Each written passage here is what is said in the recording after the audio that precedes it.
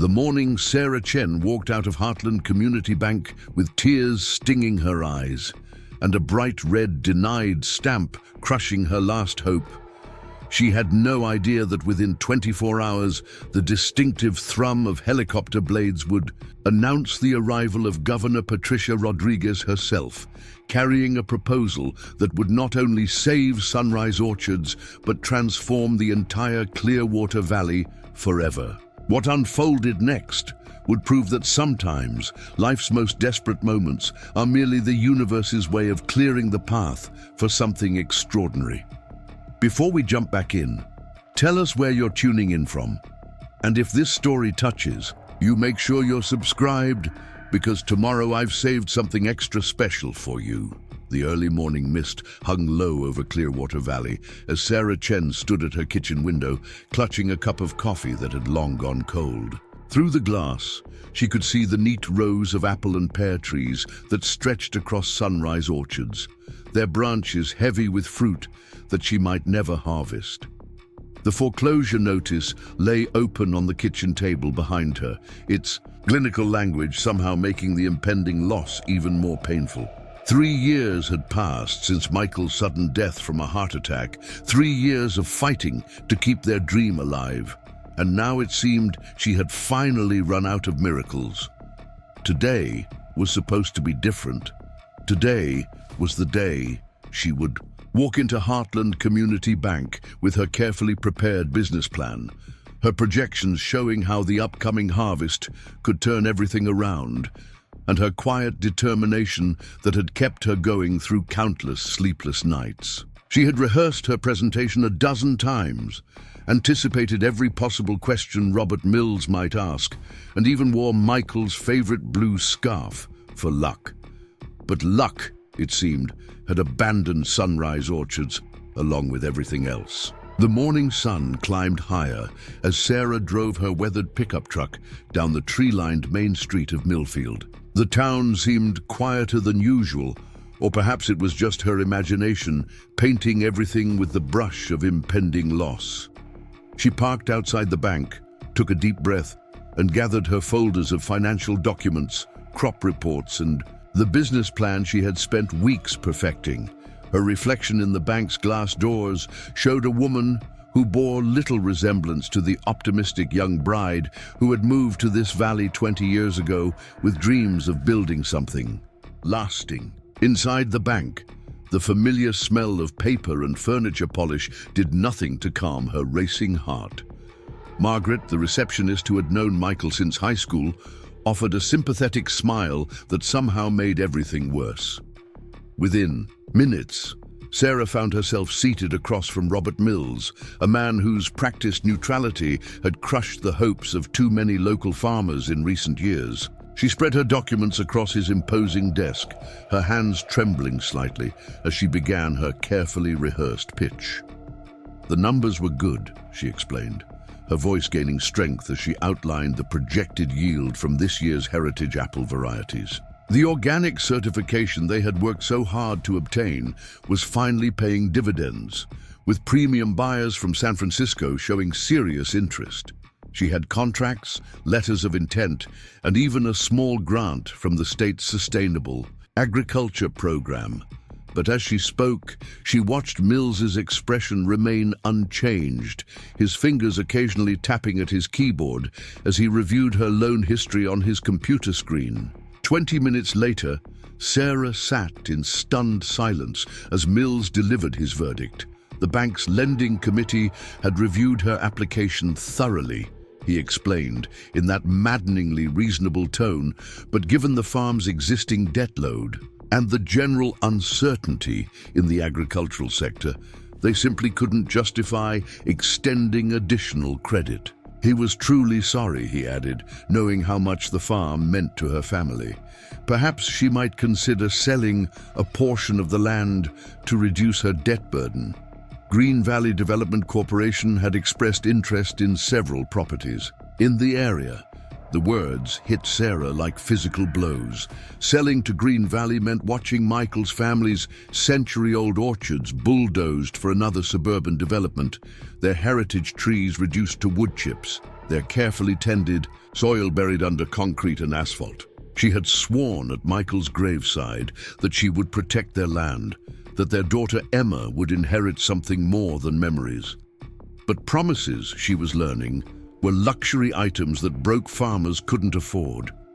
Sarah barely remembered gathering her papers or walking out of Mills's office. She found herself standing on the sidewalk outside the bank, blinking in the harsh morning sunlight, her carefully prepared folders clutched uselessly to her chest. A few concerned townspeople offered words of encouragement, having witnessed similar scenes too many times in recent years. Sarah nodded mechanically, unable to process their kindness through the fog of defeat that had settled over her. The drive back to Sunrise Orchards seemed both endless and far too short. Each familiar landmark along the route felt like a goodbye. The old oak tree where Michael had proposed, the roadside stand where they sold their first harvest, the weathered sign at the farm's entrance that Michael had painted by hand their first spring. Emma would be at school now, blissfully unaware that their world was collapsing. How could Sarah explain that everything they had worked for, everything Michael had died trying to preserve, would soon belong to strangers who saw only profit where they had seen possibility? Back at the farmhouse, Sarah sat at the kitchen table, where generations of Chen family decisions had been made. The house felt impossibly quiet, as if it too understood what was coming. She pulled out her phone, knowing she needed to call David, Michael's brother, to let him know the outcome. But her fingers refused to dial, unwilling to speak the words that would make this nightmare real. Instead, she found herself walking through the orchards, her feet following paths worn smooth by decades of careful tending. The heritage grove stood at the heart of Sunrise Orchards, home to apple varieties that existed nowhere else in California. Michael's grandfather had grafted these trees himself, creating unique cultivars adapted perfectly to Clearwater Valley's microclimate. Sarah touched the rough bark of the oldest tree, remembering how Michael would bring Emma here as a toddler, teaching her to recognize each variety by the shape of its leaves, the pattern of its bark, the subtle differences in their blossoms. This wasn't just land, it was living history, a genetic library that could never be recreated once destroyed. Her phone buzzed insistently, pulling her from her reverie. David's name appeared on the screen, and Sarah knew she couldn't avoid the conversation any longer. She answered with a simple, "They said no," and listened as David's voice filled with concern and frustration. He offered to mortgage his own house to help, but Sarah knew his tech salary couldn't cover their agricultural-scale debt. He suggested reaching out to environmental groups, agricultural preserves, anyone who might value what Sunrise Orchards represented. But they had tried those avenues already, and time had simply run out. As the afternoon wore on, Sarah found herself in Michael's workshop, surrounded by tools that still bore the imprint of his hands. The space smelled of motor, oil and sawdust, scents that always reminded her of his quiet competence, his ability to fix anything except his own failing heart. Preparing and narrating this story took us a lot of time, so if you are enjoying it, subscribe to our channel. It means a lot to us. Now back to the story. On the workbench lay his journal, filled with detailed notes about soil conditions, pruning schedules, and experimental grafting techniques. She had continued his record-keeping religiously, as if maintaining his systems could somehow keep him present in their daily operations.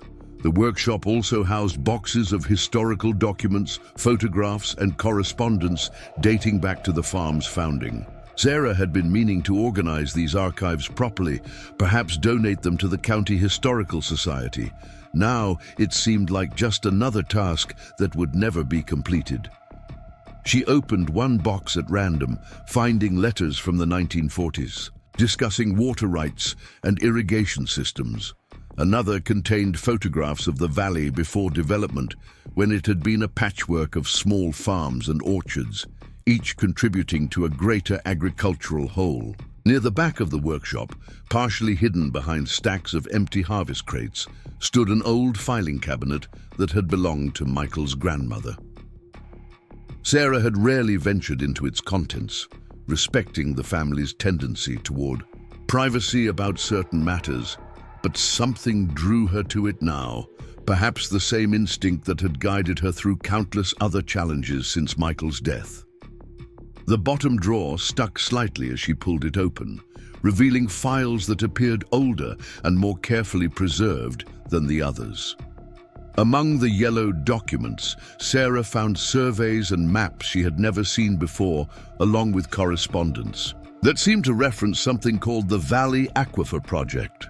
The papers were dated from the 1950s and bore official state seals and signatures from various government departments.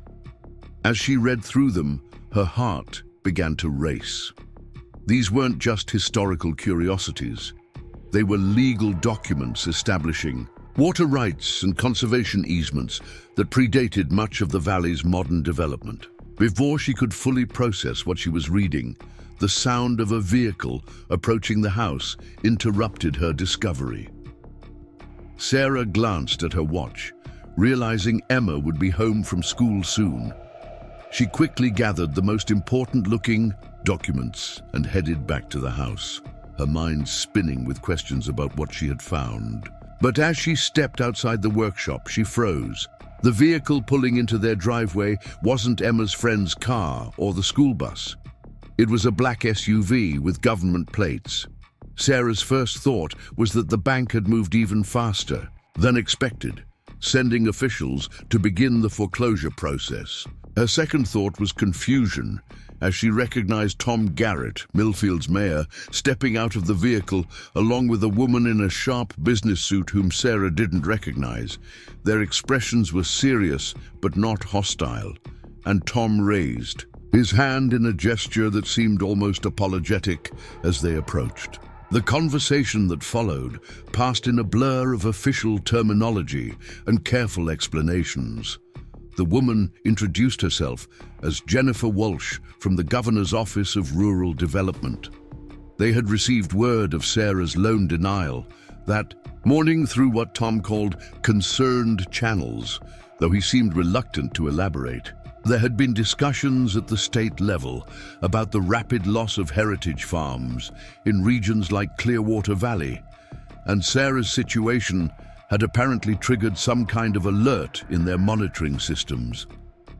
Sarah listened with growing bewilderment as Walsh explained that the governor had recently launched an initiative to preserve agricultural heritage sites throughout California. The program was still in its pilot phase, which was why it hadn't been widely publicized, but Sunrise Orchards had been flagged as a potential candidate due to its unique heritage varieties and historical significance. They understood her immediate financial pressures, Walsh continued, and while they couldn't promise anything specific, the governor herself was very interested in exploring possibilities. Tom interjected that he had been advocating for local farms at the state level for months, particularly concerned about Green Valley Development's aggressive acquisition strategies. The company's plans for the valley involved far more than just residential development. They were proposing what they called a comprehensive community transformation that would effectively end Clearwater Valley's agricultural character forever. The state was beginning to recognize that once these heritage farms were gone, they could never be recovered. As they talked, Emma's car pulled into the driveway. Sarah watched her daughter's curious expression as she took in the official vehicles and visitors. At 16, Emma had inherited her father's steady demeanor and her mother's determination. She had also inherited their love for the land, spending summers working in the orchards and autumns helping with the harvest. The thought of having to tell Emma they were losing the farm had been unbearable. Now Sarah didn't know what to tell her at all. Walsh concluded by saying that the governor would like to visit Sunrise Orchards personally the next day. The helicopter would arrive around 10 in the morning, if that was acceptable to Sarah. They understood this was sudden, but given the urgency of her situation, the governor had cleared her schedule to make this visit a priority. Sarah found herself nodding mechanically, still trying to process how her morning's devastating rejection had somehow led to this surreal conversation about governors and helicopters. After the officials left, Sarah and Emma sat at the kitchen table as shadows lengthened across the orchards. Sarah showed her daughter the loan denial letter, then tried to explain the unexpected visit and its mysterious implications. Emma listened quietly, her young face showing a maturity beyond her years. When Sarah finished, Emma asked the question that had been echoing in her own mind. "Mom, what do you think Dad would have done?" The answer came without hesitation. Michael would have fought for their land with every tool available. He would have explored every possibility, no matter how unlikely. He would have believed that sometimes help comes from unexpected directions, that the universe has a way of responding to genuine need when coupled with unwavering determination. And so, as the stars emerged over Clearwater Valley, Sarah and Emma began preparing for a visit that would either mark the end of their dreams or the beginning of something entirely new. That night, Sarah barely slept. She alternated between hope and skepticism, between preparing what she might say to the governor and chiding herself for daring to believe this could change anything. She studied the documents she had found in the workshop, beginning to understand their significance. The Valley Aquifer project hadn't just been about water rights. It had been an early conservation initiative designed to preserve the valley's agricultural capacity for future generations. Michael's family had been instrumental in its creation, working with state officials to establish protections that seemed remarkably forward-thinking for their time. As dawn broke over Sunrise Orchards, painting the sky in shades of pink and gold that reminded Sarah why she loved this place so fiercely, she stood once again at her kitchen window. The orchard trees stood in their neat rows, indifferent to human dramas, following their ancient cycles of growth and rest. In a few hours, a helicopter would land in the meadow behind the house, and with it would come either salvation or a more elaborate form of goodbye.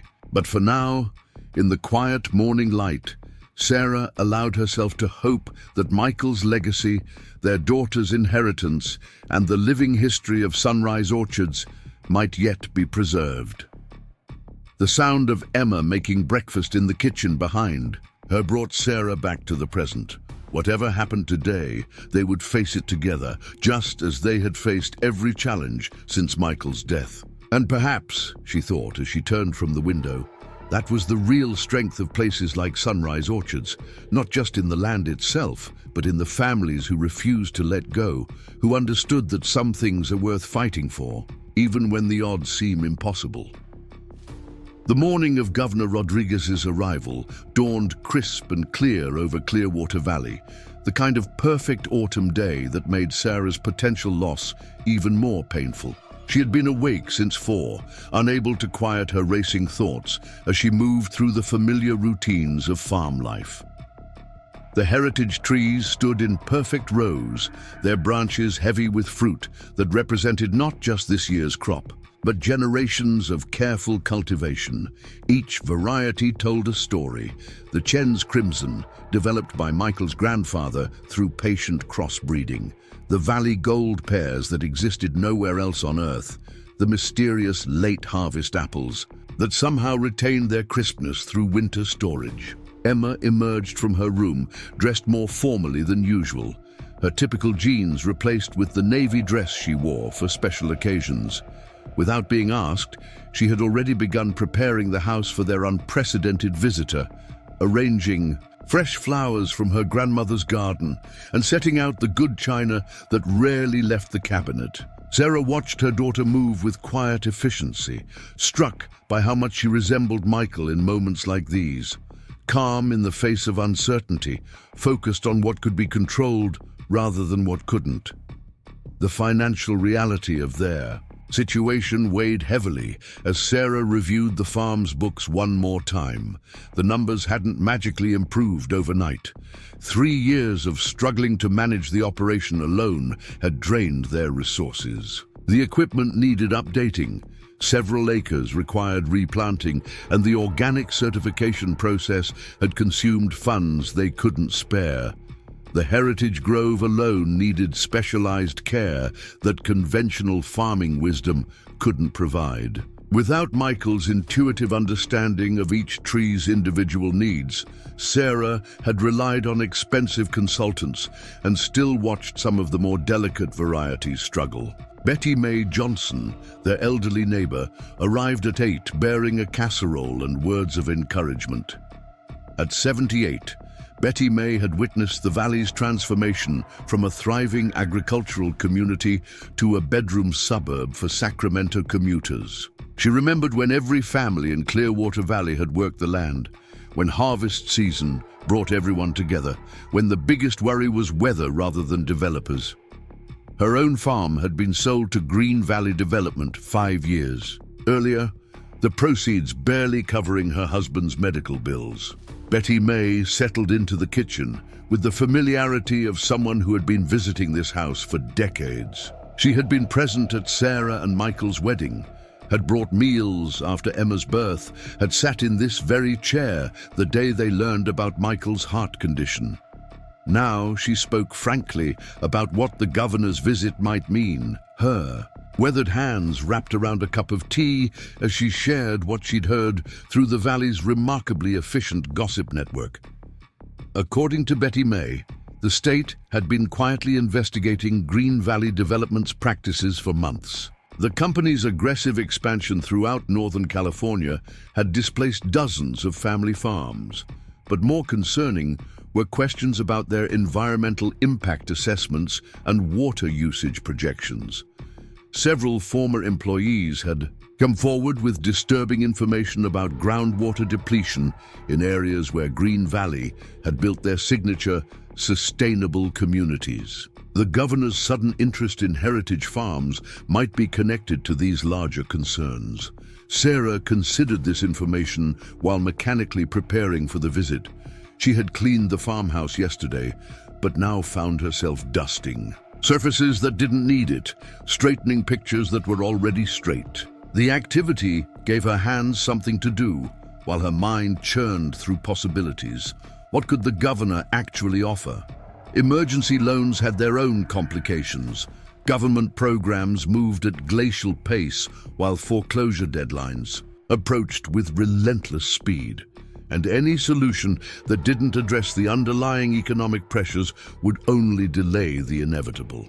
Emma had retreated to the heritage grove with her camera, documenting what might be their last autumn on the farm. Through the window, Sarah could see her daughter moving methodically among the trees, capturing details that might soon exist only in photographs. The morning light filtered through the canopy, creating patterns that shifted with the breeze. It was heartbreakingly beautiful, this place they had fought so hard to preserve. The documents Sarah had discovered in Michael's workshop lay spread across the dining room table, their aged paper and fading ink testament to decades of careful preservation. The Valley Aquifer Project represented more than just water rights. It was evidence of a comprehensive conservation effort that had anticipated many of today's environmental challenges. Maps showed underground water flows, soil composition studies, and wildlife corridors that connected sunrise orchards to a larger ecological network. Legal documents established easements and restrictions designed to protect the valley's agricultural capacity in perpetuity. Sarah was deep in these papers when the distinctive sound of helicopter rotors began to build in the distance. Her heart rate quickened as she moved to the window, watching the official aircraft approach from the east. The governor's helicopter, was smaller than she had expected, painted in understated colors that suggested efficiency rather than ostentation. It circled the property once before settling onto the flat meadow behind the barn, the downdraft sending autumn leaves swirling. In golden spirals, Governor Patricia Rodriguez emerged first, followed by 3 staff members and someone Sarah recognized as Dr. James Kumar, the state's agricultural director. The governor moved with purposeful strides, her practical boots and field jacket suggesting this was more than a photo opportunity. Sarah had seen her on television numerous times, but in person, Rodriguez projected an intensity that cameras didn't fully capture. This was someone who had grown up in California's Central Valley, who understood agriculture as more than just economic statistics. The introductions were brief and professional. Rodriguez had a firm handshake and direct gaze, immediately asking to see the heritage grove before any formal discussions. The helicopter's departure left a strange silence over Sunrise Orchards. Sarah and Emma stood in the yard, watching the aircraft disappear into the evening sky, trying to process everything that had just transpired. 24 hours ago, they had been facing certain loss. Now they were at the center of an unprecedented conservation initiative. The transformation was as dramatic as it was unexpected. Proof that sometimes life's most desperate moments truly are the universe's way of clearing the path for something extraordinary. That evening, neighbors began arriving at the farmhouse.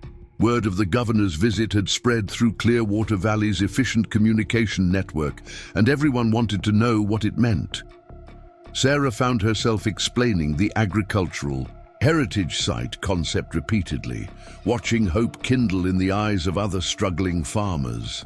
If the program succeeded at Sunrise Orchards, it could expand to protect other family farms, other irreplaceable agricultural resources. Betty Mae Johnson stayed late, helping Sarah organize the mountain of documents the governor's team had left behind. Legal frameworks, scientific protocols, educational curricula. The scope of the program was both thrilling and intimidating. But as they worked, Sarah felt something she hadn't experienced since Michael's death. The sense that their struggles had meaning beyond mere survival, that their small farm could contribute to something larger than itself. Emma retreated to her room to process the day's events in her own way. Sarah could hear her on the phone with friends, trying to explain how their failing apple orchard had suddenly become a pilot program for agricultural preservation. The excitement in her daughter's voice was tinged with disbelief, as if she feared too much hope might somehow jinx their reversal of fortune. But there was also pride. Pride that their family's stubborn refusal to give up had led to this moment. The stars emerged one by one over Clearwater Valley as Sarah finally allowed herself a moment of solitude on the porch. The same constellations that had watched over indigenous farmers, Spanish missionaries, and generations of American settlers now witnessed another transition in the valley's long agricultural history.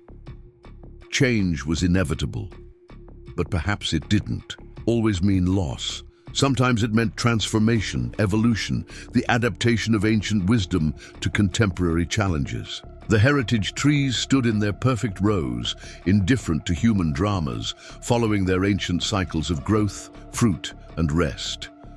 Tomorrow would bring lawyers and scientists, reporters and bureaucrats, all the machinery of modern government, grinding into motion. But tonight, there was just the quiet satisfaction of survival, the deep relief of burdens lifted, and the growing awareness that Sunrise Orchards had been chosen for something far greater than mere preservation. As Sarah prepared for bed, she found herself thinking about Michael, wondering what he would make of this extraordinary turn of events. He had always believed in the farm's importance, had insisted that their work meant more than just producing fruit for market. The heritage varieties they maintained, the traditional techniques they practiced, the ecological relationships they nurtured, All of it represented irreplaceable cultural and biological wealth. Now that belief would be validated in ways neither of them could have imagined. The kitchen table where she had sat in despair just that morning now held stacks of official documents promising a different future. The foreclosure notice that had seemed so final was now irrelevant, overtaken by events that had moved with surprising speed once the right people recognized what was at stake. Sarah allowed herself a small smile as she turned off the lights, thinking about how she would call Robert Mills at the bank tomorrow. His rejection had inadvertently set in motion the very events that would save not just Sunrise Orchards, but potentially dozens of family farms throughout California. The night sounds of the farm surrounded the darkened house, owls calling from the old oak trees, crickets maintaining their rhythmic chorus, the subtle rustle of leaves in the evening breeze. These were the sounds that had lulled generations of Chen family members to sleep, sounds that would continue long after current dramas were forgotten. The land endured, and now, thanks to an unexpected alliance between family stubbornness and government vision, it would be protected for future generations to cherish and learn from.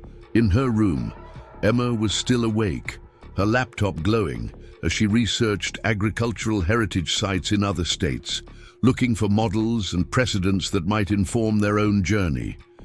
Her generation would inherit not just the land itself, but the responsibility of bridging old wisdom with new understanding. The burden that had seemed crushing just yesterday now felt like an opportunity, a chance to prove that traditional agriculture could thrive in the modern world, given proper support and recognition. The transformation of Sunrise Orchards from a failing family farm to a pioneering conservation site would not happen overnight.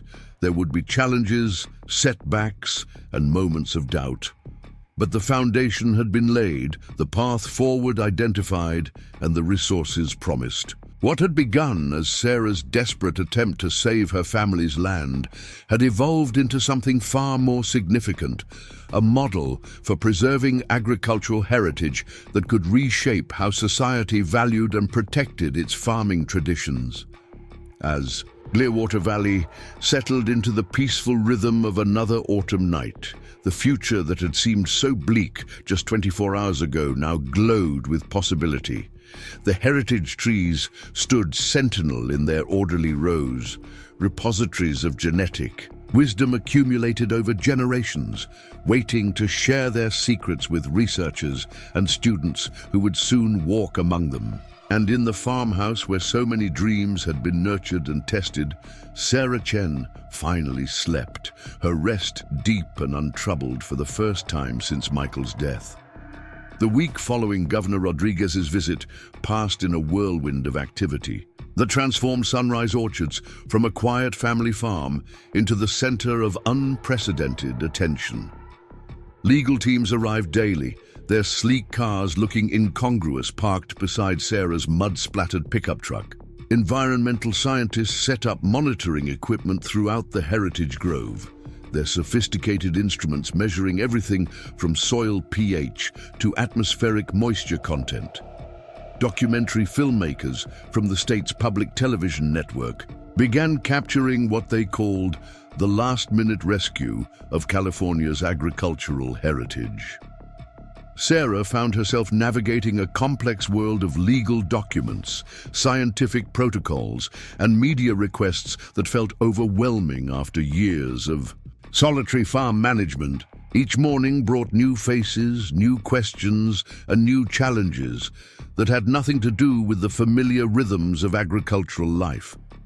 She had spent the last 3 years learning to read weather patterns and market trends.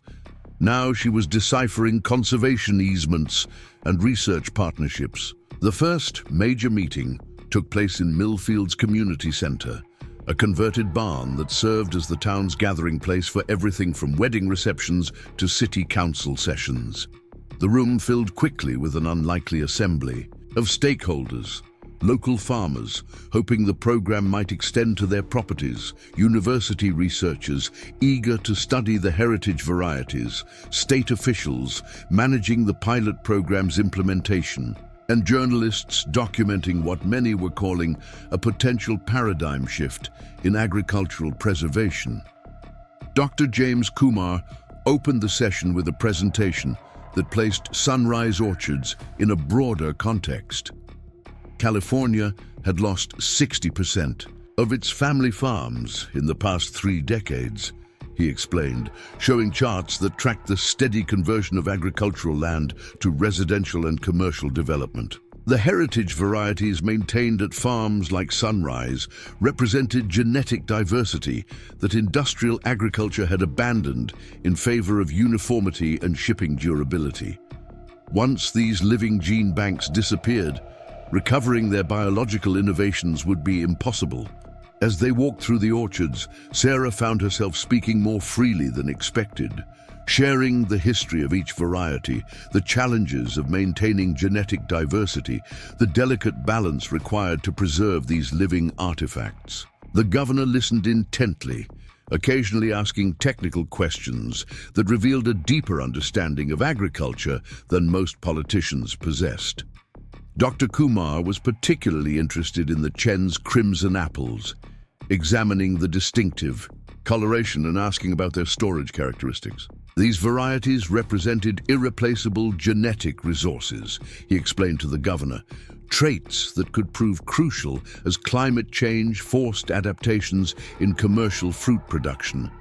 The loss of heritage orchards like Sunrise meant losing evolutionary advantages developed over generations, advantages that couldn't be recreated in laboratories or replaced by modern cultivars. Emma joined them in the grove, her initial shyness giving way to enthusiasm as she described her own work, documenting the farm's biodiversity.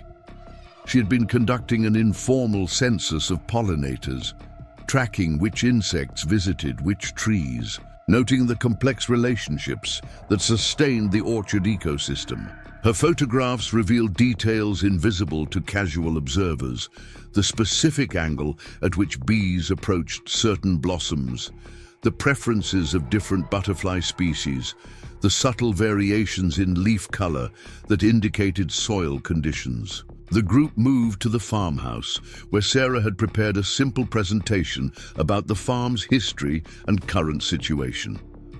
She spread the documents across the dining table, explaining what she had discovered about the Valley Aquifer project. Rodriguez studied the papers carefully, her expression sharpening as she recognized signatures and official seals from California's early conservation movement. Several of these names were legendary figures in state government, visionaries who had shaped California's approach to natural resource management. The conversation that followed was unlike anything Sarah had expected. Rodriguez spoke candidly about the state's recognition that traditional agricultural preservation programs were failing. Small farms were disappearing at an alarming rate, taking with them not just economic diversity, but irreplaceable genetic resources and ecological knowledge. The governor had recently established a task force to explore innovative approaches to agricultural preservation, models that went beyond simple subsidies or tax breaks. What they were proposing for Sunrise Orchards was something entirely new. A pilot program that would designate certain farms as agricultural heritage sites, similar to historical landmarks, but focused on living agricultural systems. These sites would receive comprehensive protection, including financial support, technical assistance, and legal safeguards against development pressure. In exchange, they would serve as research centers, educational resources, and genetic repositories for their regions. The financial package was substantial. Immediate debt relief would address the foreclosure threat, while ongoing support would ensure the farm's long-term viability. The state would partner with universities to establish research programs on site, studying everything from heritage, genetics to sustainable farming practices. Emma's documentation work could be formalized into an official biodiversity monitoring program. The farm would remain in family ownership while gaining access to resources previously available only to large agricultural corporations. Sarah felt overwhelmed by the scope of what was being offered. She had walked into the bank yesterday hoping for a simple loan extension. Now she was being asked to help pioneer a new model for agricultural preservation. The responsibility was daunting, but so was the opportunity. This wasn't just about saving Sunrise Orchards, it was about establishing a precedent that could protect dozens of similar farms throughout California. Rodriguez explained that the program required legislative approval, but emergency measures could be implemented immediately to prevent foreclosure. The governor's office had already been in contact with Heartland Community Bank, and arrangements were being made to suspend any legal proceedings while the full proposal was developed. The next few weeks would involve detailed assessments, legal documentation, and careful planning to ensure the program's success. As the meeting progressed, Sarah began to understand why Sunrise Orchards had been selected for this pilot program. The farm represented an ideal combination of historical significance, genetic diversity, and ecological importance. The documents she had discovered provided legal precedent for conservation measures. Emma's generation would be crucial for the program's long-term success, bridging traditional knowledge with modern scientific approaches. Even the threat from Green Valley development had played a role, creating urgency that moved bureaucratic processes forward at unprecedented speed. Dr. Kumar outlined the scientific components of the proposal. University researchers would establish permanent monitoring stations throughout the orchard, tracking everything from soil microbiomes to atmospheric conditions. The heritage varieties would be genetically sequenced, their unique traits catalogued for future breeding programs.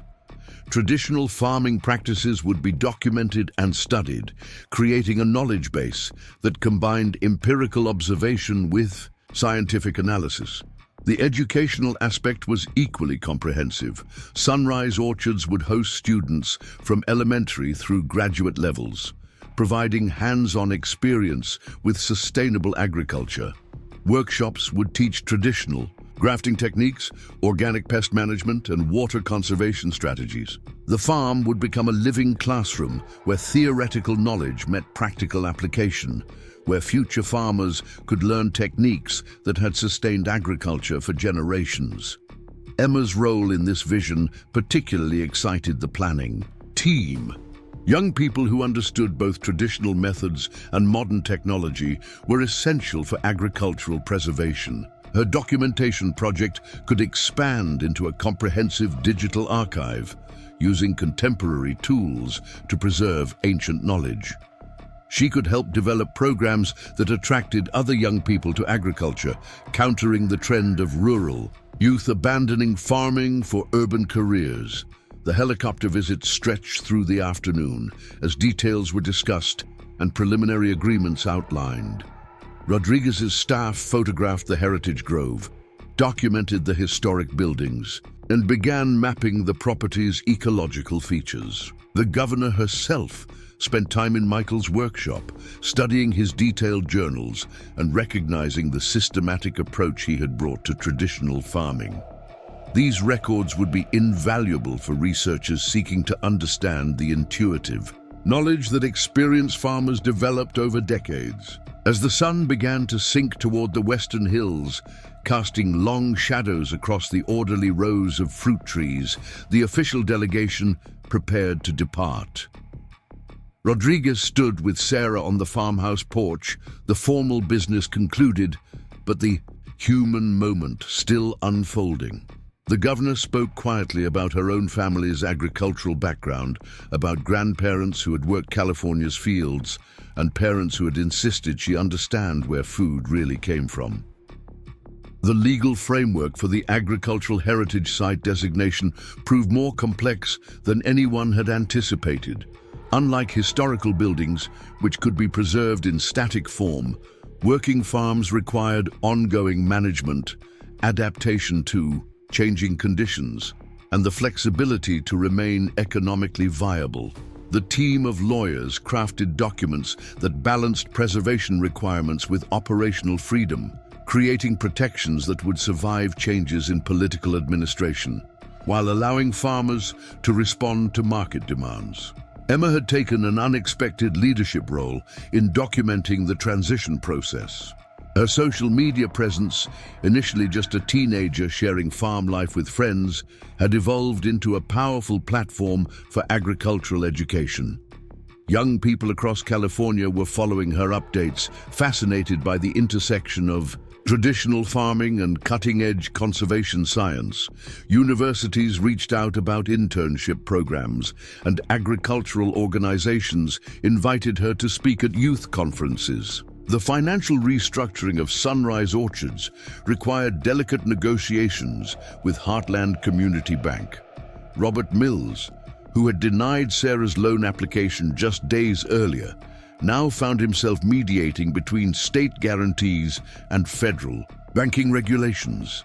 The irony wasn't lost on Sarah as she sat in his office signing documents that would not only eliminate her existing debt, but establish a trust fund for the farm's future operations. Mills had the grace to acknowledge his earlier short-sightedness, admitting he had evaluated the farm purely as a business rather than recognizing its irreplaceable cultural and biological value. Victor Hutchinson of Green Valley Development made his displeasure known through carefully worded press releases and legal challenges. His company had invested considerable resources in planning their Clearwater Commons development, which would have transformed the entire valley into a mixed-use community of condominiums, shopping centers, and recreational facilities. The sudden protection of Sunrise Orchards created what his lawyers called an insurmountable obstacle to their master plan, fragmenting the continuous land parcels they needed for their vision. The scientific assessment of Sunrise Orchards revealed treasures beyond even the heritage fruit varieties. Soil samples showed remarkable microbial diversity, the result of decades of organic management and careful rotation practices. The old growth hedgerows separating fields harbored rare native plants and provided corridors for wildlife movement. Barn owl populations, critical for natural rodent control, had established one of the region's most successful breeding colonies in the farm's outbuildings. Dr. Lisa Thornton from UC Davis led the genetic cataloging effort, bringing a team of graduate students who treated each heritage tree like a living historical document. They collected tissue samples, documented growth patterns, and created detailed genetic profiles that would be stored in the university's agricultural genome bank. Several varieties showed remarkable disease resistance traits that could prove valuable as climate change introduced new agricultural challenges. The discovery of the Valley Aquifer Project documents in Michael's workshop triggered a separate investigation into historical water rights and conservation measures. State hydrologists confirmed that the underground water system mapped in the 1950s remained largely intact, protected by the careful agricultural practices of farms like Sunrise. This finding had implications far beyond one farm's preservation, potentially affecting water policy throughout the Sacramento Valley watershed. Local response to the farm's transformation varied considerably. Many celebrated the preservation of Clearwater Valley's agricultural character, seeing it as a victory against the creeping suburbanization that had consumed neighboring communities. Others, particularly those who had already sold to developers or stood to profit from rising land values, questioned whether government intervention in private property matters set a dangerous precedent. Town meetings grew contentious as different visions for the valley's future collided. Betty Mae Johnson emerged as an unexpected advocate for expanding the Heritage Site program. Her encyclopedic knowledge of the valley's agricultural history, combined with her grandmotherly appearance and sharp wit, made her a media favorite. She led tours of other threatened farms, pointing out unique features and forgotten stories that argued for their preservation. Her phrase, "You can't eat condos," became a rallying cry for agricultural preservation activists throughout Northern California. The educational component of the program developed rapidly under Emma's influence. She worked with curriculum specialists to create age-appropriate learning modules that combined traditional farming knowledge with contemporary science. Elementary students would learn about pollination while touring the orchards during bloom season. High school biology classes could study genetic diversity using the heritage varieties as living examples. College-level research projects would investigate everything from soil chemistry to traditional pruning techniques. Sarah struggled with the sudden shift from private farmer to public figure. Requests for interviews, speaking engagements, and farm tours consumed time she had previously devoted to actual farming. The state provided administrative support, but she found herself missing the solitary morning walks through the orchards, the quiet satisfaction of hands-on work, the simple rhythm of agricultural life that had sustained her through grief and hardship. The first scientific findings from Sunrise Orchards created excitement in agricultural research circles. Several heritage apple varieties showed exceptional levels of antioxidants and other beneficial compounds that had been bred out of commercial cultivars. The Chen's crimson apples contained a unique flavonoid that showed promise for natural food preservation. The Valley Gold pears demonstrated drought resistance mechanisms that could help develop climate-adaptive fruit varieties. 3 weeks after the governor's visit, Sunrise Orchards hosted its first official event as an agricultural heritage site. Researchers, educators, government officials, and local farmers gathered for a symposium on preserving agricultural biodiversity. Sarah found herself on a panel alongside internationally recognized experts, her practical farming experience suddenly valued equally with academic credentials. She spoke simply about the daily realities of maintaining heritage varieties, the extra labor required, the uncertain markets, the deep satisfaction of preserving living history. The international attention surprised everyone. Agricultural preservation. Organizations from Europe and Asia sent delegations to study the California model. The Netherlands, facing their own challenges with agricultural land pressure, expressed particular interest in adapting the heritage site concept. Japanese officials, long focused on preserving traditional rice varieties, saw parallels with fruit tree conservation. Sunrise Orchards had inadvertently become a test case for global agricultural preservation strategies. Emma's documentation project evolved into a sophisticated digital archive. Working with university librarians and software developers, she created an interactive platform that combined historical records, scientific data, and personal narratives. Users could explore the orchard virtually, learning about each variety's history, viewing time-lapse photography of seasonal changes, and accessing research findings as they emerged.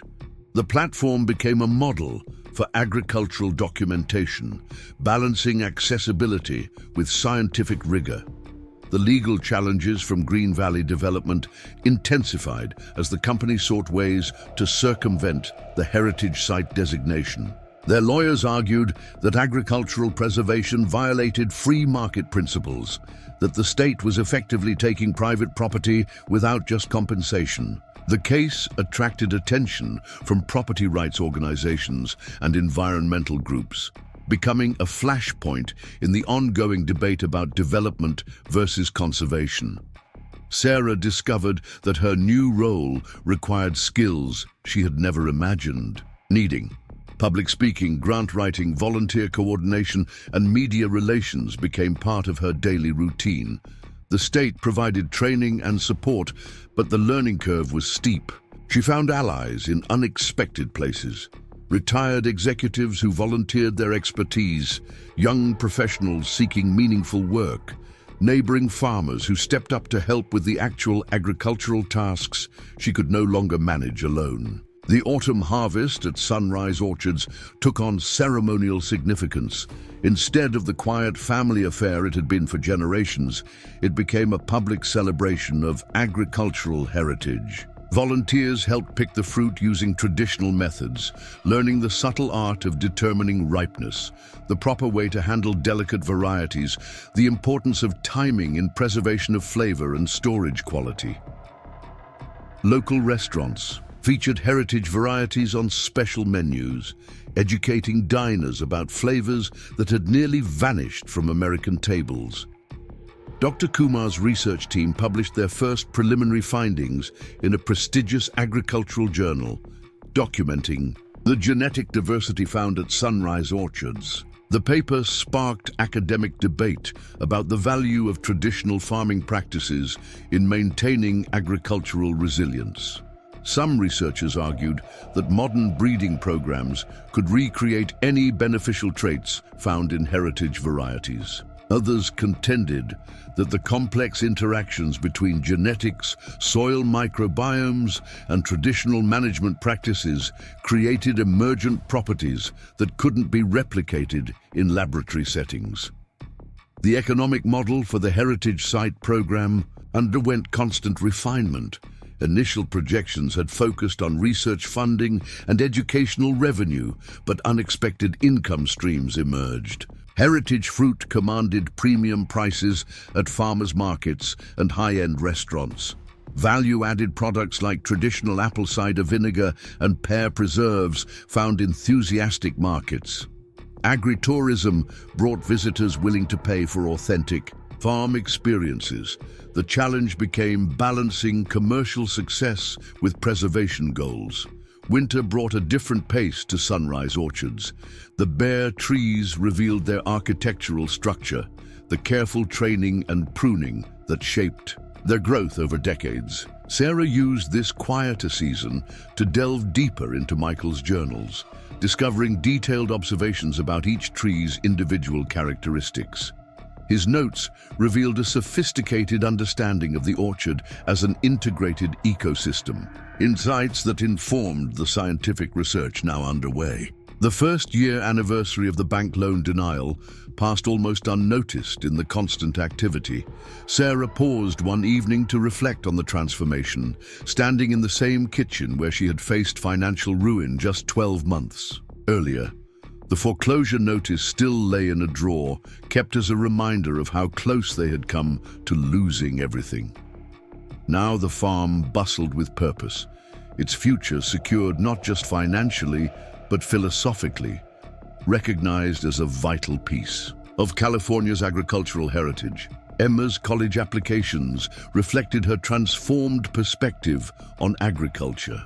Once determined to escape rural life for urban opportunities, she now sought programs that combined traditional agricultural knowledge with contemporary science. Universities competed to recruit her, recognizing the unique experience she brought from the front lines of agricultural preservation. Her application essays spoke of bridging generational knowledge, of finding innovation within tradition, of agriculture as both cultural practice and scientific discipline.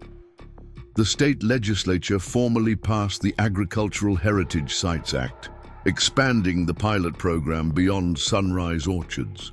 The bill faced opposition from development interests and property rights advocates, but gained support from an unusual coalition of environmental groups, family farm organizations, and scientific institutions. Governor Rodriguez signed it at a ceremony held in the Heritage Grove, surrounded by the living evidence of what such preservation could achieve. As spring returned to Clearwater Valley, the orchards burst into bloom with a display that attracted visitors from throughout northern California. The delicate flowers of each heritage variety showed subtle differences in color, size, and timing that commercial orchards' uniformity had erased.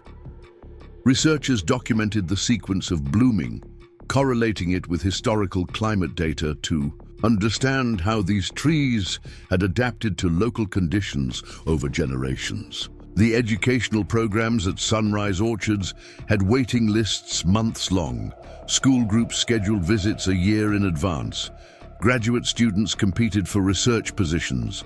The farm that had nearly disappeared into suburban development had become a destination for anyone interested in sustainable agriculture, genetic diversity, or cultural preservation. Sarah sometimes felt overwhelmed by the attention, but took comfort in knowing that Michael's patient work, his grandfather's innovation, and generations of careful stewardship had found their true value. The transformation of Sunrise Orchards represented more than just the preservation of one family farm. It demonstrated a new model for valuing agricultural land, one that recognized biological and cultural worth, alongside economic considerations. The Heritage Site program created a framework for protecting irreplaceable agricultural resources while keeping them productive and relevant to contemporary needs. As other states began developing similar programs, the desperate widow farmer who had been denied a bank loan became an inadvertent pioneer in agricultural conservation. The Chen family legacy, nearly lost to financial pressure and short-sighted policy, had evolved into something greater than mere survival. Sunrise Orchards stood as living proof that traditional agriculture could thrive in the modern world when given appropriate support and recognition. The heritage trees continued their ancient cycles of growth and rest, but now their genetic wisdom would be preserved for future generations, their stories documented and shared, their value finally acknowledged by a society that had almost lost them forever. Standing in the heritage grove as another season of blossoms prepared to unfold, Sarah felt the deep satisfaction of purpose fulfilled. The farm that had been her burden had become her mission. The debt that had threatened to destroy her family had been transformed into an investment in agricultural heritage, and the desperate morning when she had walked out of Heartland Community Bank with a loan denial had led through paths she could never have imagined to this moment of profound gratitude for the unexpected ways life sometimes delivers exactly what we need. Part 4. Summer arrived at Sunrise Orchards with an intensity that tested both the heritage trees and the new systems put in place to study them. The research stations throughout the orchard hummed with activity as scientists gathered data on how different varieties responded to heat stress, water conservation strategies, and pest pressures. What they discovered challenged many assumptions about traditional agriculture's relevance to contemporary farming challenges. Dr. Lisa Thornton's team made a breakthrough while studying the Chen's crimson apples, the variety Michael's grandfather had developed through patient crossbreeding in the 1940s. The trees showed remarkable resilience to temperature fluctuations, maintaining fruit quality even during heat waves that damaged commercial orchards throughout the valley. Genetic analysis revealed a complex adaptation that allowed the trees to regulate their internal temperature through modified leaf structures and deeper root systems than modern cultivars. The discovery sparked intense interest from agricultural researchers worldwide. Climate change projections suggested that many current fruit-growing regions would face increasing temperature extremes. The heritage varieties at Sunrise Orchards, developed through generations of selection for local conditions, offered potential solutions that couldn't be quickly replicated in laboratory breeding programs. Sarah found herself hosting delegations of scientists who spoke excitedly about gene markers and phenotype expressions, while she tried to explain the simpler truth that these trees had survived because farmers had paid attention to which ones thrived. Emma's role in the project continued to evolve beyond anyone's expectations. Her documentation work had caught the attention of National Geographic, which commissioned a feature article about young people preserving agricultural heritage. The magazine sent a photographer who spent weeks capturing the interplay between traditional practices and modern science. Emma guided the documentation process, ensuring that the human stories behind the research remained central to the narrative. The legal battles with Green Valley Development took an unexpected turn when internal company documents were leaked to the press.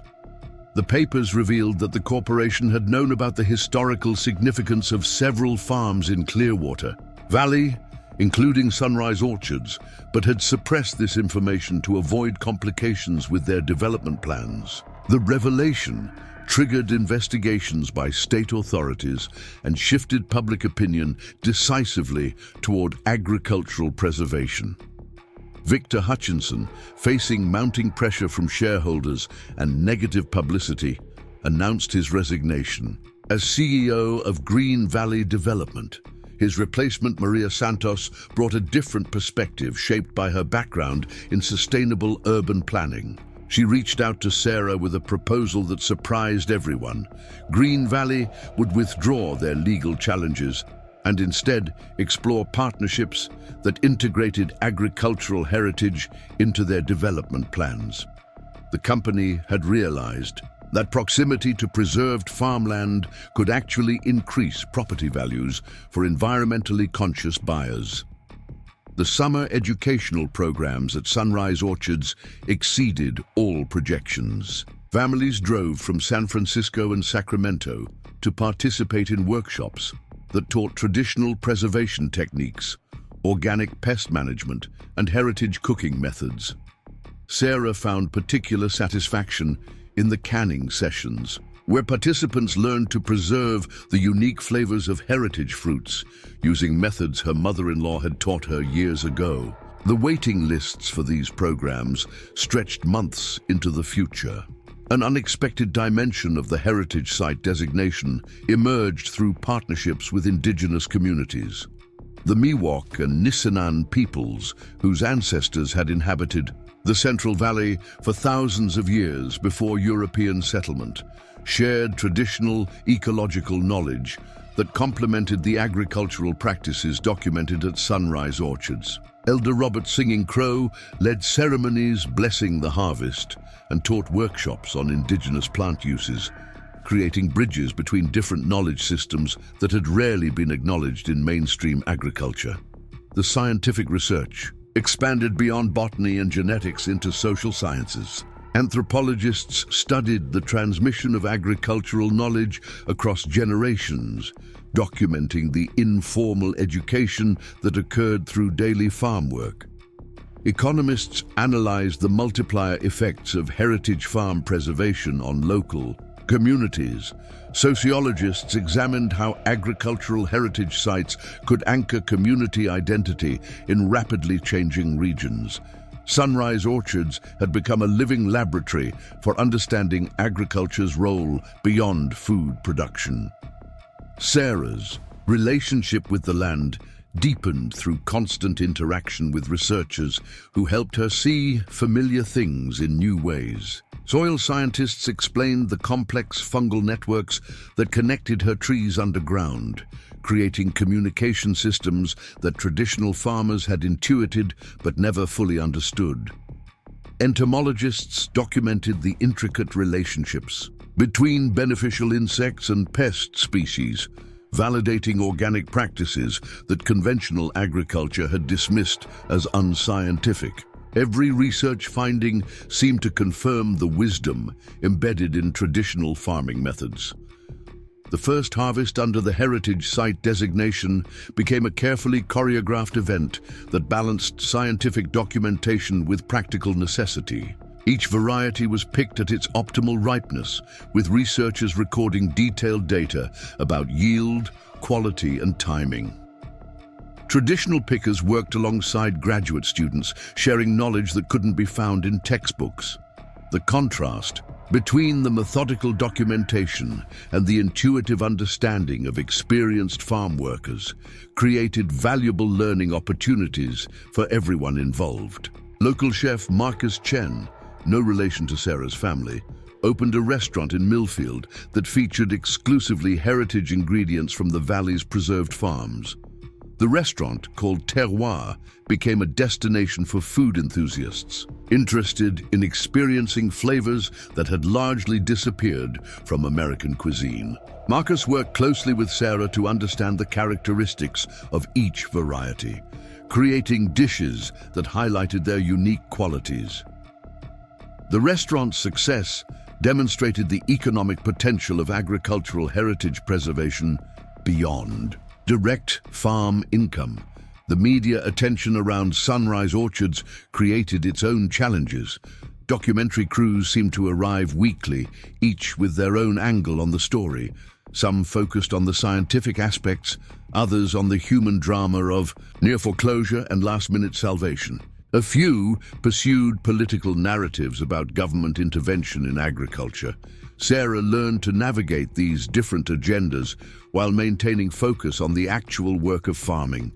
She insisted that any filming work around the natural rhythms of the orchard, refusing to stage activities for cameras. Emma received early acceptance to UC Davis with a full scholarship in their new Sustainable Agriculture and Food Systems program. The university had created a special track for students coming from heritage farms, recognizing that they brought irreplaceable practical knowledge to complement academic training. Her acceptance letter mentioned her documentation work at Sunrise Orchards as a model for integrating traditional knowledge with contemporary science. She would start in the fall, but planned to continue her archival project, commuting home on weekends. The state published its first annual report on the Agricultural Heritage Sites program, using Sunrise Orchards as the primary case study. The economic analysis showed remarkable returns on public investment. Job creation, tourism revenue, research grants, and increased property values in surrounding areas all contributed to a net positive impact that exceeded projections. More importantly, the program had prevented the permanent loss of genetic resources that would have been impossible to recreate. Dr. Kumar convened an international symposium at Sunrise Orchards, bringing together agricultural researchers, policy makers, and traditional farmers from around the world. The three-day event featured presentations on everything from ancient irrigation techniques to cutting-edge genetic analysis. Sarah found herself moderating a panel discussion between a Japanese rice farmer who had maintained varieties dating back centuries and a Dutch scientist developing climate-resilient crops. The conversation revealed surprising commonalities in how different cultures approached agricultural preservation. The heritage fruit from Sunrise Orchards began appearing in unexpected places.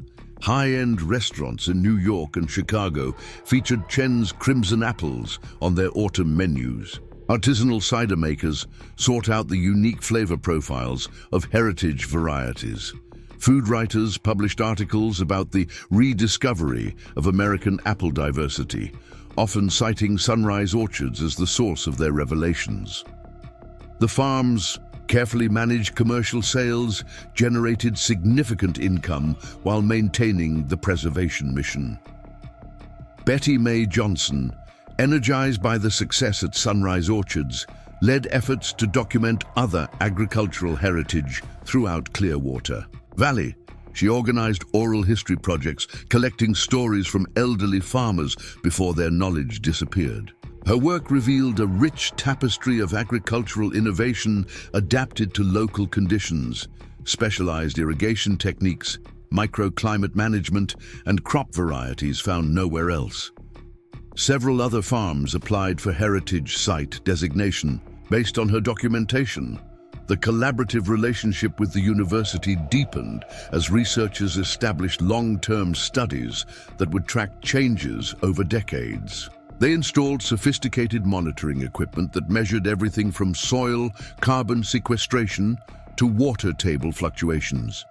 The data collected would help scientists understand how traditional farming practices affected ecosystem health. Over time, Sarah appreciated that the researchers treated her as a collaborator rather than merely a subject of study, regularly sharing their findings and incorporating her observations into their work. Fall approached with its familiar rhythms of ripening fruit and preparation for harvest. But this year brought unprecedented attention to what had once been a family affair. Agricultural journalists documented the harvest techniques. Photographers captured the changing colors of heritage varieties, and researchers collected samples for off-season analysis. Sarah sometimes felt nostalgic for the quieter harvests of years past, but she recognized that this attention was necessary for preservation. If heritage agriculture was to survive, it needed to be seen, understood, and valued by the broader society. The governor returned for the one-year anniversary of her first visit, this time bringing federal agricultural officials interested in expanding the heritage site concept nationally. The transformation of Sunrise Orchards had demonstrated that government investment in agricultural preservation could yield multiple benefits: environmental protection, cultural continuity, scientific advancement, and economic development. Other states were developing similar programs, and there was talk of federal legislation to create a national agricultural heritage site system. Emma's final project before leaving for college involved creating a virtual reality experience of the orchard through the seasons.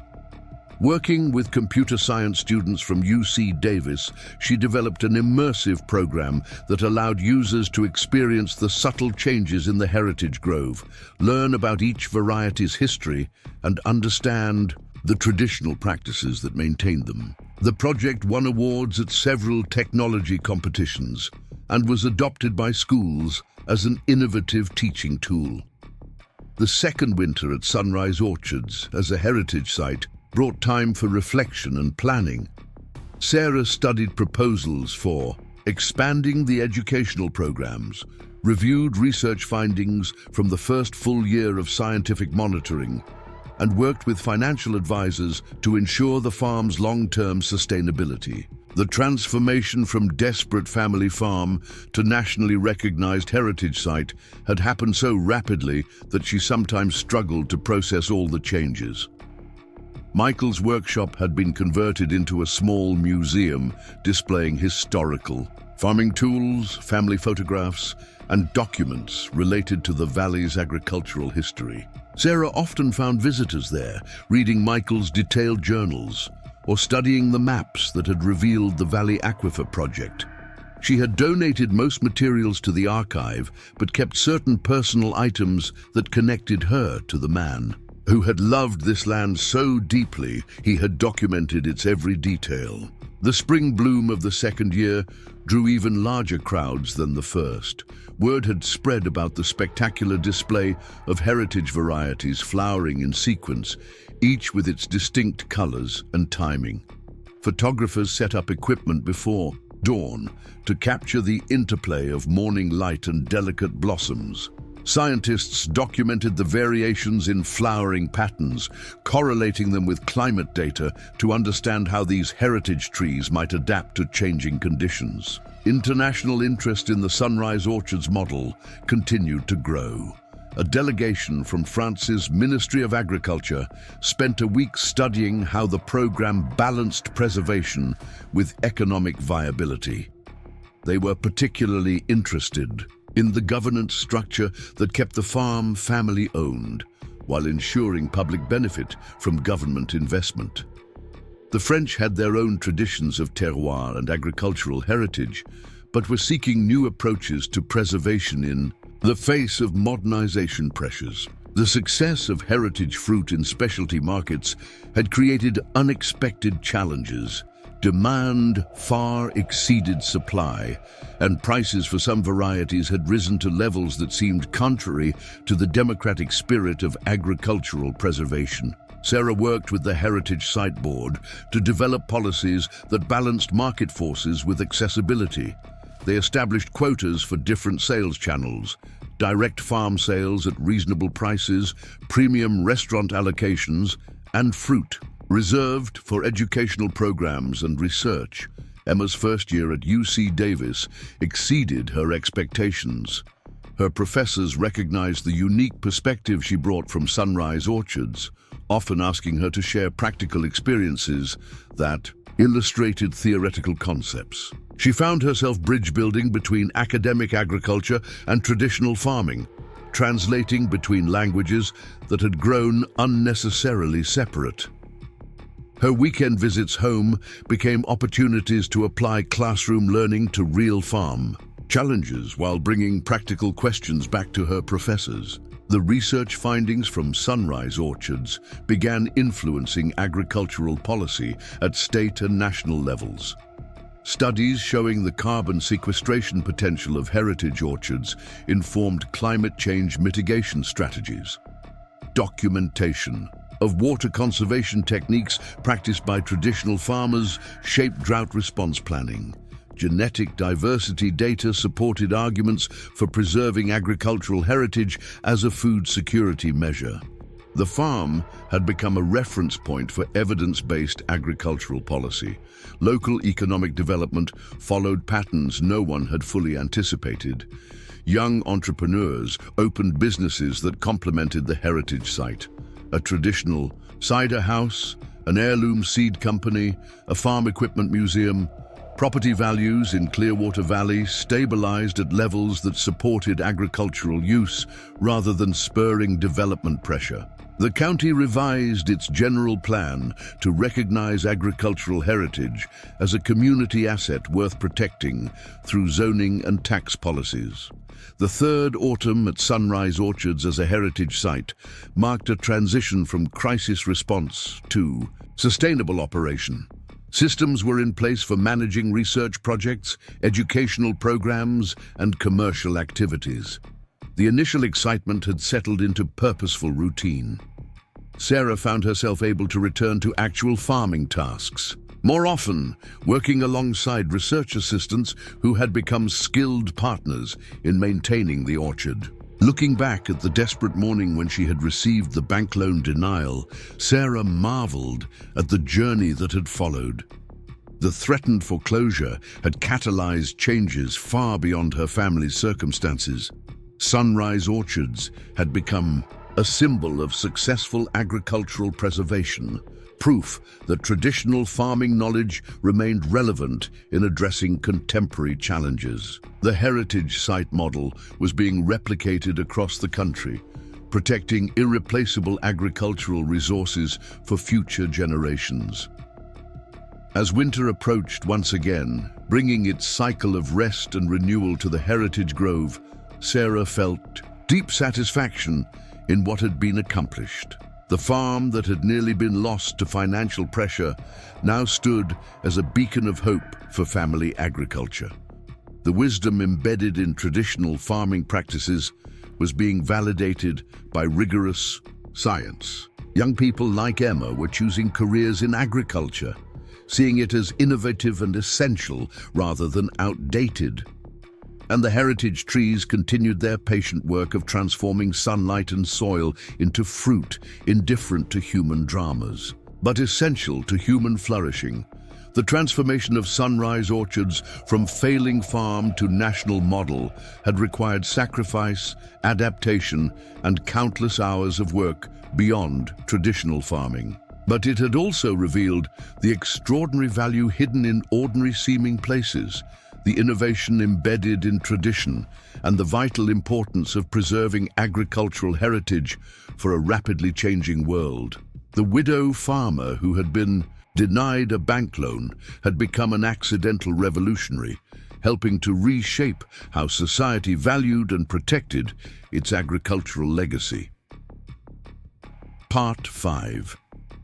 5 years had passed since Governor Rodriguez's helicopter first landed at Sunrise Orchards, and the transformation of both the farm and the surrounding valley had exceeded even the most optimistic projections. Sarah stood on the observation deck of the new Heritage Agriculture Research Center, a sustainably designed building that had been constructed at the edge of the orchard, watching a group of international doctoral students carefully documenting The spring bloom patterns of the Chen's crimson apple trees.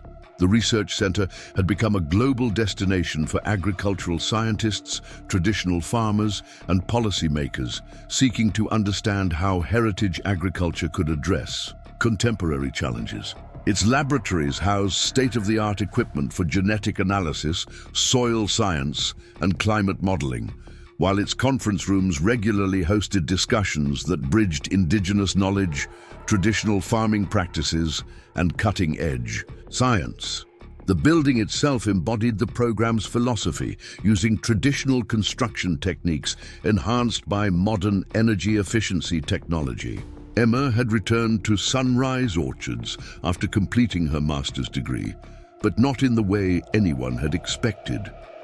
Rather than taking over the day-to-day farming operations, she had founded the Institute for Agricultural Heritage Documentation, a non-profit organization that helped other farms develop preservation strategies modeled on Sunrise Orchard's success. Her work had taken her across 6 continents, documenting traditional farming practices from Andean potato cultivation to ancient Middle Eastern date palm groves. The economic impact on Clearwater Valley had been transformational. The town of Millfield, once facing the slow decline common to rural agricultural communities, had evolved into a thriving center for agricultural tourism, research, and education. The main street that had been half empty when Sarah received her loan denial now bustled with cafes, artisan shops, and small businesses catering to the thousands of visitors who came annually to experience heritage agriculture firsthand. Victor Hutchinson's replacement at Green Valley Development, Maria Santos, had indeed pursued a revolutionary approach to development. The company's new agricultural integration model preserved working farms within planned communities, creating buffers of productive agricultural land that enhanced property values while maintaining rural character. Several developments near Clearwater Valley had adopted this approach, with Sunrise Orchards serving as both inspiration and technical advisor for integrating heritage agriculture into modern community planning. The scientific discoveries emerging from Sunrise Orchards continued to reshape understanding of traditional agriculture's relevance. Dr. Thornton's team had identified over 40 unique genetic adaptations in the heritage varieties that offered potential solutions to climate change. Challenges. Several major seed companies had licensed genetic material from the orchard's heritage trees, with royalties flowing back to support the preservation program.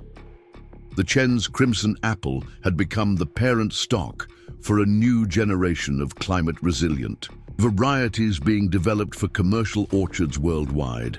The educational programs had evolved into a formal partnership with multiple universities. UC Davis had established a satellite campus adjacent to Sunrise Orchards, offering specialized degrees in heritage agriculture and sustainable food systems. Students from around the world competed for positions in these programs, drawn by the unique opportunity to study at a working heritage farm that had successfully bridged traditional knowledge with contemporary science. Betty Mae Johnson, now in her 80s but still remarkably active, had achieved unexpected fame as the author of Valley Wisdom: Traditional Agriculture in Modern Times. Her book, based on the oral histories she had collected throughout Clearwater Valley, had become required reading in agricultural programs worldwide.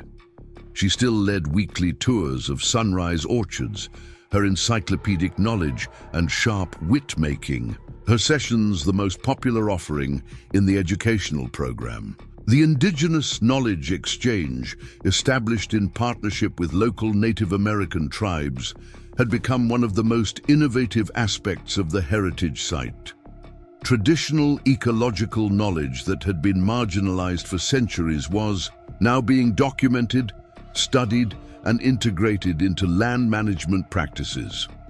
The program had revealed sophisticated understanding of watershed management, soil health, and biodiversity conservation that predated European settlement, by millennia. Sarah's role had evolved from desperate farmer to internationally recognized advocate for agricultural heritage. She had testified before Congress during hearings on the National Agricultural Heritage Act, addressed the United Nations Food and Agriculture Organization, and consulted with governments from Europe to Asia on establishing their own heritage farm programs. Yet she remained grounded in the daily rhythms of the orchard, still rising before dawn to walk among the trees, still finding peace in the simple acts of pruning, harvesting, and tending the land. The financial model developed at Sunrise Orchards had proven remarkably robust. The combination of research partnerships, educational programs, heritage fruit sales, and agritourism had created multiple revenue streams that supported both preservation activities and provided sustainable income for the Chen family. The initial government investment had been repaid many times over through job creation, increased tax revenue, and the economic multiplier effects of heritage tourism. Michael's vision for the farm, recorded in his detailed journals, had proven prophetic. His notes about the importance of maintaining genetic diversity, his observations about soil health and ecosystem balance, his belief in the value of traditional knowledge, all had been validated by scientific research. Sarah had established the Michael Chen Memorial Fellowship, supporting young farmers who showed similar dedication to preserving agricultural heritage while embracing innovation. The success of Sunrise Orchards had catalyzed a broader movement for agricultural preservation. The National Agricultural Heritage Act, signed into law 3 years after Sarah's initial loan denial, had established a network of heritage sites across the country. Each site had its own character. Grain farms in the Midwest, preserving ancient wheat varieties, citrus groves in Florida, maintaining cultivars dating to Spanish colonization, Native American agricultural sites in the Southwest, demonstrating traditional water conservation techniques. Climate change had made the genetic resources preserved at heritage sites increasingly valuable. As temperature patterns shifted and extreme weather events became more common, the resilient traits found in traditional varieties offered solutions that couldn't be quickly developed in laboratories.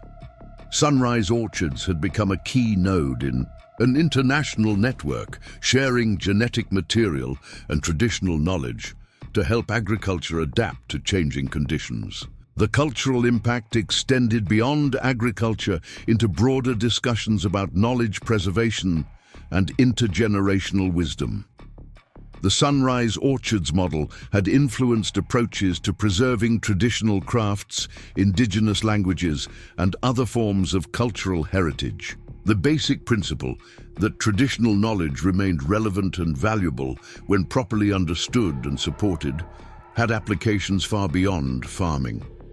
Emma's documentation work had evolved into a sophisticated digital archive that served as a model for cultural preservation projects worldwide. The interactive platform she had developed allowed users to explore the connections between traditional practices, scientific understanding, and contemporary applications. Virtual reality experiences let people anywhere in the world walk through the heritage grove, learning about each variety's history and characteristics. The governor's annual visits had become a tradition, with Patricia Rodriguez using Sunrise Orchards as an example of successful government investment in long-term sustainability. The program had survived changes in political administration, budget challenges, and shifting priorities because its benefits were so clearly demonstrable. The heritage site had created jobs, preserved irreplaceable resources, advanced scientific knowledge, and strengthened community identity. Local schools had integrated the heritage site into their curricula at all grade levels. Elementary students learned basic botany while helping with gentle farm tasks. Middle schoolers conducted science experiments using the orchard as their laboratory. High school students participated in advanced research projects, with several winning national science competitions with studies conducted at Sunrise Orchards. The farm had become a catalyst for agricultural education throughout the region. The international partnerships continued to expand. Sunrise Orchards had sister relationships with heritage farms in France, Japan, Peru, and South Africa, creating a global network for sharing preservation techniques and traditional knowledge. Exchange programs brought farmers and researchers from these sites to Clearwater Valley, while Sarah and Emma traveled abroad to learn from other agricultural traditions. The transformation of Green Valley development under Maria Santos's leadership had created an unexpected alliance. The company now specialized in heritage-integrated communities that preserved agricultural land while creating sustainable housing. Several of their developments had won international awards for innovative land use planning. The partnership between Sunrise Orchards and Green Valley had become a case study in how apparent adversaries could find common ground through creative problem solving. Research findings continued to emerge from the long-term studies at Sunrise Orchards. Soil scientists had documented remarkable increases in carbon sequestration under traditional management practices. Hydrologists had confirmed that heritage orchards required significantly less water than commercial operations, while maintaining higher yields per acre. Ecologists had identified complex symbiotic relationships between heritage trees and local wildlife that enhanced both agricultural productivity and biodiversity. The heritage fruit market had matured into a sophisticated system balancing preservation goals with economic viability. The 10th anniversary celebration of Sunrise Orchards' designation as the nation's first agricultural heritage site brought together an extraordinary gathering of people whose lives had been touched by one farm's transformation. Sarah stood before the assembled crowd in the Heritage Grove, beneath the same Chen's crimson apple trees that had witnessed her desperate struggle a decade earlier. The morning sun filtered through leaves that had seen countless seasons, casting dappled shadows on faces representing every corner of the globe. Governor Patricia Rodriguez, now in her final year of office, had returned for this milestone event. Her hair showed more silver than it had during that first helicopter landing, but her passion for agricultural preservation burned as brightly as ever. Beside her stood Michael Durant, the current Secretary of Agriculture, who had flown in from Washington specifically to announce that Sunrise Orchards would receive the National Medal for Agricultural Innovation, the highest honor bestowed on American farms. Emma Chen Foster, now 36 and director of the Global Agricultural Heritage Network, had orchestrated an anniversary program that showcased how far their movement had spread. Her organization now coordinated preservation efforts across 47 countries, protecting everything from ancient terraced rice fields in the Philippines to traditional olive groves in Palestine. She had married James Foster, a soil scientist she met during graduate school, and their two young children played in the same orchard where she had documented her first heritage apple varieties. The crowd included faces both familiar and unexpected. Robert Mills, the banker who had denied Sarah's fateful loan application, sat in the front row as a member of the Heritage Site Foundation board. His transformation from skeptical lender to passionate advocate illustrated how the program had changed minds throughout the agricultural finance sector. Banks now competed to fund heritage farm initiatives, recognizing them as sound investments rather than risky propositions. Dr. Lisa Thornton, whose genetic research had revealed the extraordinary adaptations within heritage varieties, had become the director of the International Center for Agricultural Biodiversity. Her team's discoveries at Sunrise Orchards had revolutionized understanding of crop resilience, leading to breakthrough developments in climate-adaptive agriculture. Several varieties developed from Sunrise Orchards' genetic material now grew in regions facing severe climate stress, providing food security where conventional crops had failed. Betty Mae Johnson, approaching 90, but still sharp as her pruning shears, sat surrounded by former students from her oral history project. Many had become agricultural historians, journalists, or heritage farm operators themselves. Her 4 published books had created an entire genre of agricultural memoir, inspiring countless others to document their farming heritage before it disappeared. Publishers now actively sought what critics called Betty May narratives, stories that blended practical wisdom with historical perspective. Representatives from the Miwok and Nisenan nations occupied places of honor at the ceremony. The Indigenous Knowledge Exchange had evolved into a degree-granting institution, offering the world's first accredited program in traditional ecological knowledge. Students learned alongside tribal elders, combining ancient wisdom with contemporary science to address modern agricultural challenges. Several graduates had gone on to establish similar programs in other countries, creating a global network of indigenous agricultural knowledge. Maria Santos attended with a delegation from Green Valley Development, now renamed Harmony Land Partners. The company had completed its transition from conventional development to heritage-integrated community planning, with projects in 12 states that preserved working farms within sustainable residential areas. Their Clearwater Commons development, built on land adjacent to protected agricultural zones, had become a model studied by urban planners worldwide. Property values in these communities consistently exceeded those of conventional developments, proving that proximity to heritage agriculture enhanced rather than diminished residential appeal. International visitors filled several rows of seats. Dr. Kenji Yamamoto had traveled from Japan, where he directed the Asian Heritage Agriculture Initiative, modeled on Sunrise Orchard's approach. His program had preserved over 300 traditional farms across Japan, Korea, and Vietnam, protecting rice varieties and fruit cultivars that might otherwise have vanished. Similar programs operated in Europe, Africa, and South America, all tracing their inspiration to that desperate morning when Sarah Chen had walked out of a bank with a loan denial. The economic data presented during the anniversary celebration astounded even those who had witnessed the transformation firsthand. Clearwater Valley's annual agricultural tourism revenue now exceeded $50 million, supporting hundreds of jobs in a region that had faced economic collapse just a decade earlier.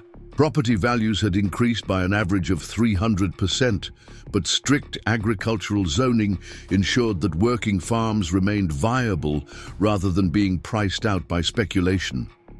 Young farmers from across the country had relocated to Clearwater Valley, drawn by the supportive infrastructure for heritage agriculture. The Beginning Heritage Farmer program, established 5 years earlier, provided land access, mentorship, and financial support for new farmers committed to preserving traditional varieties and practices. 27 young families now operated small heritage farms throughout the valley, creating a new generation of agricultural stewards. The scientific achievements celebrated that day extended far beyond agriculture. Medical researchers had identified numerous beneficial compounds in heritage fruits that showed promise for treating various health conditions. Nutritionists had documented superior nutrient profiles in traditional varieties compared to modern commercial cultivars. Food scientists had developed new preservation techniques based on traditional methods that extended shelf life without chemical additives. Sarah's keynote address reflected on the journey from near bankruptcy to international recognition. She spoke of Michael's vision, documented in journals that had become historical texts studied by agricultural students worldwide. She remembered the morning she had discovered the Valley Aquifer Project documents, not knowing they would catalyze a movement that transformed agricultural preservation globally. She honored the neighbors who had supported her during the darkest days, many of whom now operated their own heritage sites. The announcement of the Sarah Chen Fellowship for Women in Agriculture brought tears to her eyes. Funded by a consortium of agricultural organizations, tech companies, and philanthropic foundations, the fellowship would support female farmers facing challenges similar to those Sarah had overcome. The program included financial assistance, business training, and membership in a network of successful women agricultural entrepreneurs. Emma had spearheaded the initiative, ensuring her mother's struggle would help other women avoid similar hardships. Technology demonstrations throughout the anniversary event showcased how innovation supported rather than replaced traditional practices. Drone systems monitored heritage groves with minimal intrusion, using artificial intelligence to detect subtle changes in tree health that might escape human observation. Precision irrigation systems, programmed with data from Michael's detailed water management notes, optimized resource use while maintaining the deep root systems that gave heritage trees their resilience. The educational pavilion displayed projects from students at every level. Elementary school children had created detailed drawings of heritage apple varieties, learning to observe subtle differences in shape, color, and texture. High school students presented research on soil microbiomes in organic orchards, their findings published in peer-reviewed journals. University researchers shared breakthrough discoveries about carbon sequestration in traditionally managed agricultural systems. Cultural performances throughout the day celebrated the diverse communities that had embraced heritage agriculture. Native American drummers opened the ceremony with traditional songs that had welcomed harvest seasons for millennia. Mexican-American folklorico dancers performed in the afternoon, honoring the farm workers whose knowledge had been essential to the orchard's operation. The evening concluded with a community concert featuring musicians who had written songs inspired by Sunrise Orchard's story. The anniversary celebration included the dedication of the Michael Chen Memorial Library, a research facility housing agricultural texts, historical documents, and digital archives from heritage sites worldwide. The building, constructed using traditional timber framing techniques with modern environmental controls, would serve as a global resource center for agricultural preservation. Sarah cut the ribbon with pruning shears that had belonged to Michael's grandfather, the same tools that had shaped the first heritage varieties in the orchard. International media coverage of the anniversary event reached audiences in dozens of countries.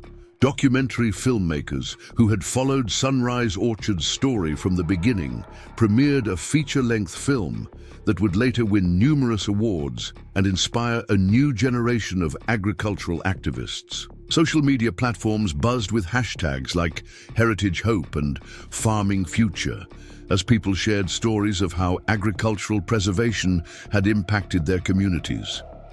The economic impact report released during the anniversary revealed staggering numbers. The Agricultural Heritage Site Program, now operating in 38 states, had generated over $2 billion in economic activity while preserving more than 100,000 acres of farmland. Job creation in rural communities exceeded 40,000 positions, reversing decades of population decline in agricultural regions. Tourism, research, and educational programs had created sustainable revenue streams that made heritage preservation economically viable.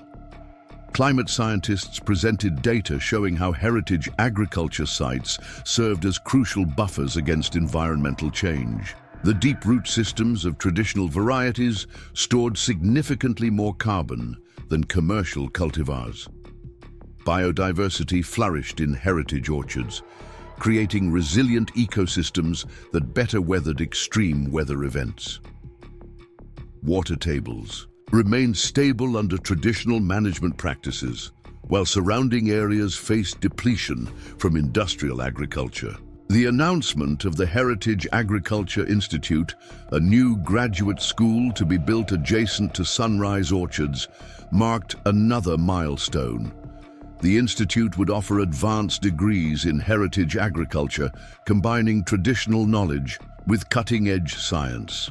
Funding had come from an unexpected source, a consortium of tech billionaires who recognized that preserving agricultural wisdom was as important as advancing digital technology. The curriculum would include residencies at heritage sites worldwide, creating a new generation of leaders in agricultural preservation. Food vendors at the anniversary celebration showcased the culinary potential of heritage varieties. Renowned chefs prepared dishes that highlighted the unique flavors and textures of traditional fruits and vegetables. Craft beverage makers offered ciders, wines, and spirits made exclusively from heritage varieties. Artisanal food producers displayed preserves, dried fruits, and other value-added products that commanded premium prices in specialty markets. The children's area featured hands-on activities that introduced young visitors to heritage agriculture. Kids learned to graft fruit trees, save seeds, and identify different apple varieties by taste and appearance. A storytelling corner featured Betty Mae Johnson reading from her newest children's book about a young girl who saves her family's farm. The next generation was being prepared to value and continue the work of agricultural preservation.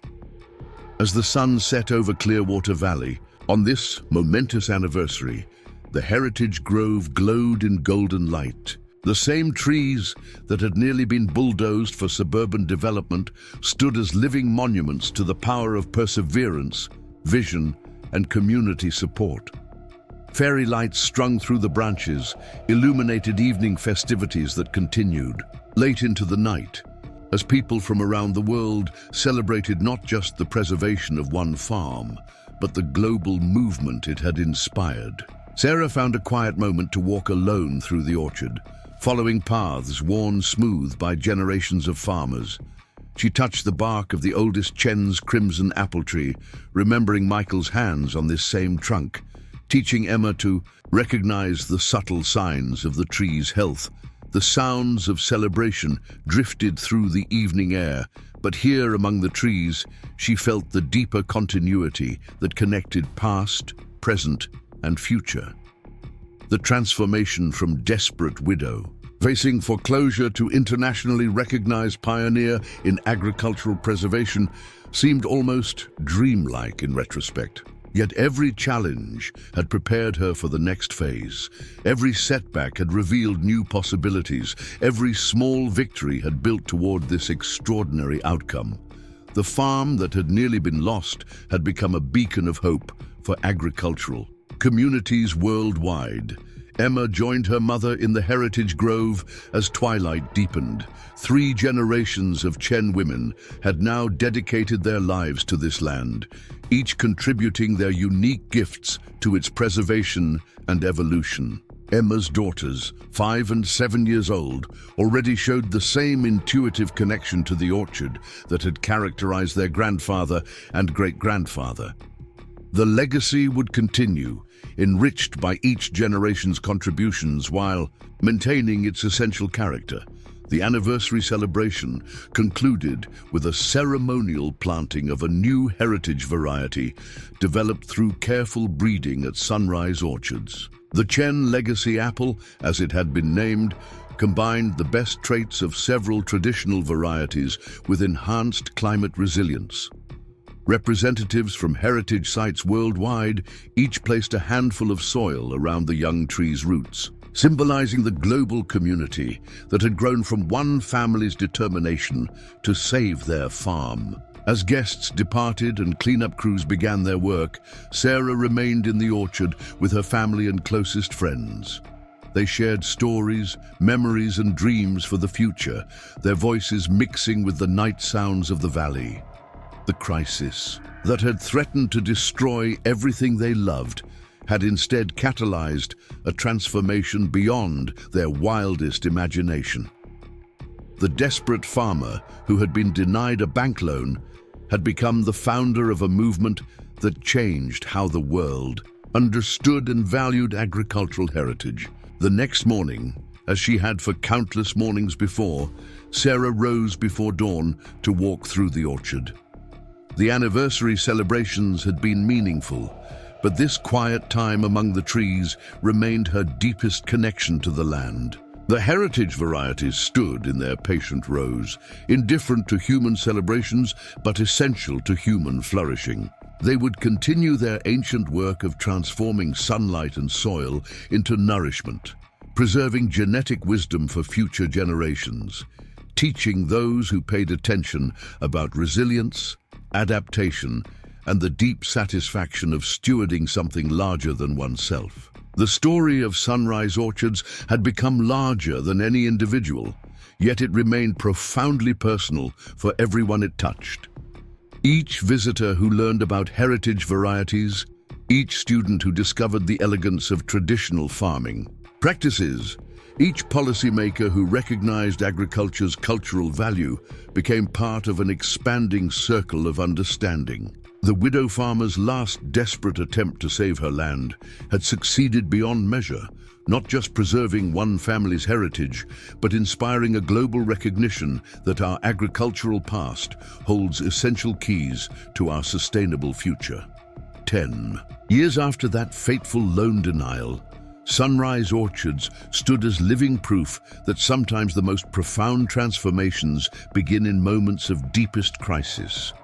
The heritage trees continued their seasonal cycles, the land remained productive and cherished, and the wisdom of generations found new expression in contemporary solutions to global challenges. Sarah Chen's story had become part of a larger narrative about resilience, innovation, and the enduring value of connecting human communities with the land that sustains them.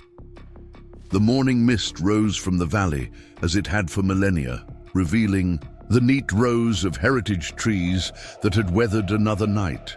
Somewhere in the distance, a helicopter approached, not with emergency intervention this time, but with another delegation of international visitors eager to learn from Sunrise Orchard's example. The transformation was complete, yet the work continued, as it always would on a farm where past and future met in the eternal present of growing things. As Sarah prepared to greet the new day's visitors, she reflected on the mysterious ways that life's most difficult moments could become doorways to unimagined possibilities. The bank loan denial that had seemed like an ending had proved to be a beginning. The heritage varieties that conventional wisdom had dismissed as obsolete had revealed themselves as invaluable resources for an uncertain future. And the widow farmer, who had feared losing everything, had discovered that by opening her hands to release control, she had created space to receive abundance beyond measure. The story of Sunrise Orchards would continue to unfold through seasons and generations, each chapter building on those that came before, while writing new possibilities into existence. But the fundamental truth at its heart remained constant. Sometimes the most precious inheritances are those we nearly lose, and the most powerful legacies are those born from the marriage of desperate determination and unexpected grace.